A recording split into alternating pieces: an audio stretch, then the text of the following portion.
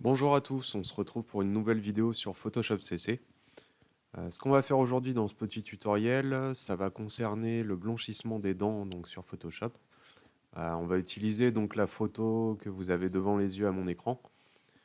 Et le résultat que l'on va obtenir est le suivant. Voilà. Donc on voit ici que le blanchiment des dents qu'on va obtenir à la fin du tutoriel reste tout à fait réaliste.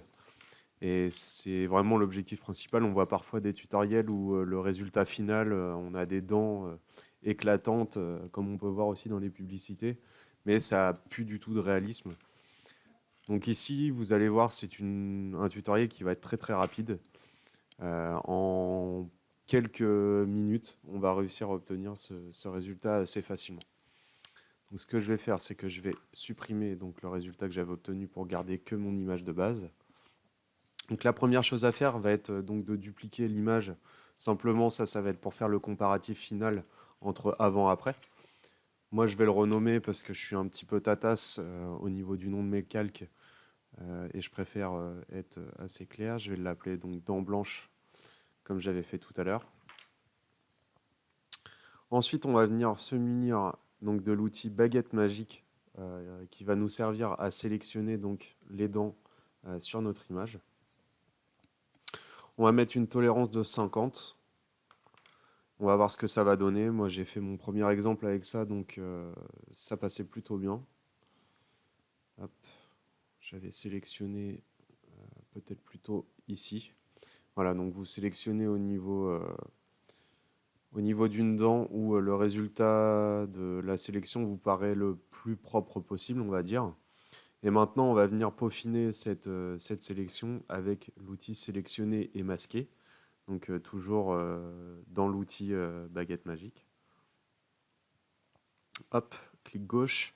Et donc ici, par défaut, en fait, il vient vous appliquer un filtre rouge autour de votre sélection pour montrer plus facilement, en fin de compte, les modifications que l'on va faire derrière. Donc ici, on peut jouer sur l'opacité de ce fameux filtre rouge. Donc moi, je vais le laisser plutôt voilà, avec une opacité de 25%. Et en fait, avec l'outil qui se trouve ici à gauche, c'est-à-dire l'outil qu'ils appellent amélioration des contours, on va venir simplement au niveau des endroits où la sélection n'est pas très propre et on a un contour plutôt très marqué, on va venir simplement lisser cette fameuse sélection. Hop, donc on passe un petit peu partout où il y en a besoin. Tac. Donc sur les grosses parties ici à gauche et à droite où on a complètement des parties entières de dents qui n'ont pas été sélectionnées, on va venir sélectionner ce troisième outil donc sur la gauche qui est l'outil pinceau. Avec une taille adaptée donc à votre sélection, on va venir grossièrement sélectionner les parties manquantes. Comme ceci. Pareil de l'autre côté. Donc c'est pas grave si on dépasse un petit peu. Là, moi, Photoshop a un petit peu de mal. Je suis sur une photo qui a une très très grande résolution. Du coup, le temps de calcul est un petit peu plus long, ce qui fait que ça déborde parfois. Et donc ici, on va revenir prendre l'outil amélioration de contour et repasser à ces endroits où le contour n'est pas forcément est un peu trop net et pas forcément bien délimité.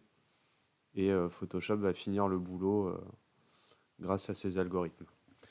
Donc une fois qu'on a obtenu une sélection plutôt correcte, comme on peut le voir ici, on va simplement valider par OK en bas à droite de la fenêtre. Et en fait, on va voir ici que l'on a une sélection plutôt propre. Donc là, je vois que sur ma sélection, j'ai une petite partie ici en haut qui n'est pas forcément très nette. Je vais retourner dans sélectionner et masquer. Et je vois en fait qu'ici, j'ai une partie donc qui s'est sélectionnée et qui n'est pas forcément voulue. Ce que je fais, c'est que je reste appuyé sur Alt tout en utilisant donc l'outil amélioration du contour pour venir virer cette sélection intempestive. Je vais même carrément passer en mode négatif avec le pinceau pour l'enlever de manière plus efficace.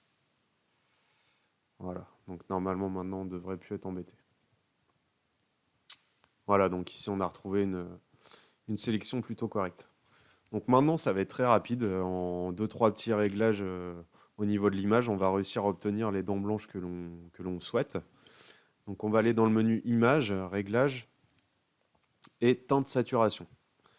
Ici ce qu'on va faire, c'est qu'on va faire nos réglages donc, sur 2 couches qui vont être le jaune et le rouge. On va se positionner d'abord sur la couche jaune et on va la désaturer entièrement. On va ensuite passer sur la couche rouge et on va la désaturer complètement. Donc là, on voit qu'on a une couleur qui est un peu irréaliste. Donc ce qu'on va faire, c'est qu'on va remettre un petit peu de saturation pour obtenir une teinte, on va dire, un peu plus correcte. Donc là, on voit déjà qu'on a vraiment blanchi les dents. Et ce qu'on va pouvoir faire ici, c'est selon ce qu'on souhaite obtenir en résultat final au niveau de ces dents blanches, c'est qu'on va pouvoir rajouter un petit peu de luminosité.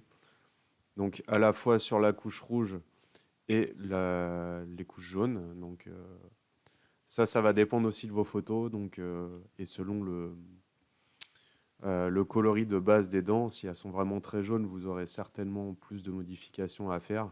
Donc, mais simplement en jouant sur ces 2 couches de couleurs, c'est-à-dire jaune et rouge, vous allez pouvoir obtenir votre résultat souhaité. Simplement à la fin, on valide. Pour désélectionner, un simple CTRL D. Et voilà. Donc ici, maintenant, on peut faire la comparaison entre l'image de base et le résultat que l'on a obtenu. Donc là, on voit clairement qu'on a réussi à faire quelque chose de tout à fait réaliste et donc avec un résultat plutôt correct parce que les dents paraissent vraiment originales. Voilà, donc c'est tout pour ce petit tutoriel. J'espère que ça vous a plu. N'hésitez pas à me faire part de vos remarques dans les commentaires.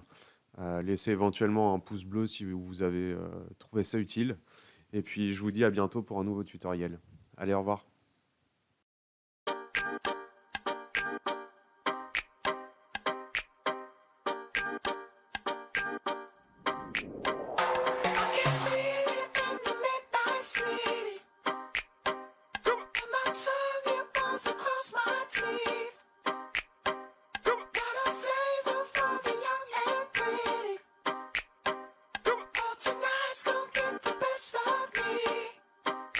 This is how it starts.